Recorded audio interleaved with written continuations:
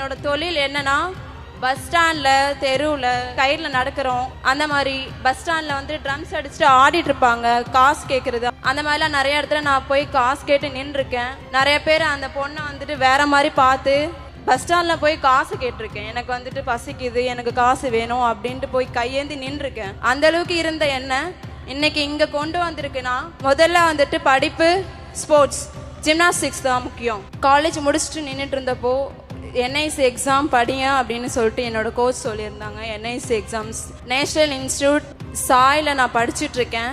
Entrance exam வைப்பாங்க, அதுக்கு entrance exam எழுதி நான் பாஸ் பண்ணிட்டேன். பாஸ் பண்ணதுக்கப்புறம் அங்கே ஃபீஸ் 2,25,000 என்னை கட்ட சொன்னாங்க. என்னால் கட்ட முடியல, என்னால் போக முடியாது. எங்கள் அம்மா மட்டும்தான் கூலி வேலைக்கு போவாங்க, அப்பா வேலைக்கு போக மாட்டாங்க. 3 தம்பிங்க வேறு இருக்காங்களே, நான் எப்படி படித்து நான் எப்படி முன்னேறுவேன், நான் போக மாட்டேன், நான் வேலைக்கு போய்க்கிறேன் அப்படின்ட்டு நான் இருந்தேன். ரொம்ப கஷ்டத்தில் இருந்தேன். அப்போ இருக்கும்போது தான் என்னோட மேம் எஸ்டிஏடி மூலியமாக கேட்டு எனக்கு 2,25,000 தமிழ்நாடு சாம்பியன் ஃபவுண்டேஷன் மூலியமாக எனக்கு கொடுத்தாங்க.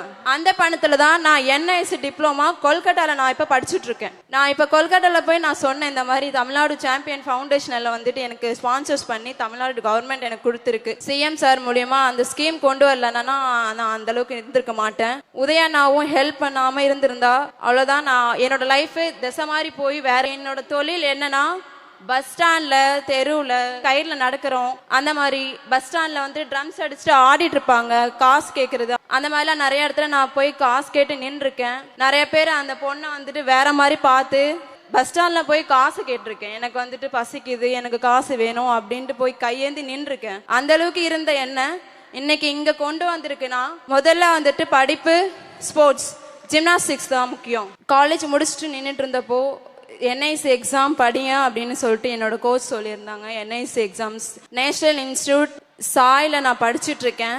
என்ட்ரன்ஸ் எக்ஸாம் வைப்பாங்க, அதுக்கு என்ட்ரன்ஸ் எக்ஸாம் எழுதி நான் பாஸ் பண்ணிட்டேன். பாஸ் பண்ணதுக்கப்புறம் அங்கே ஃபீஸ் 2,25,000 என்னை கட்ட சொன்னாங்க.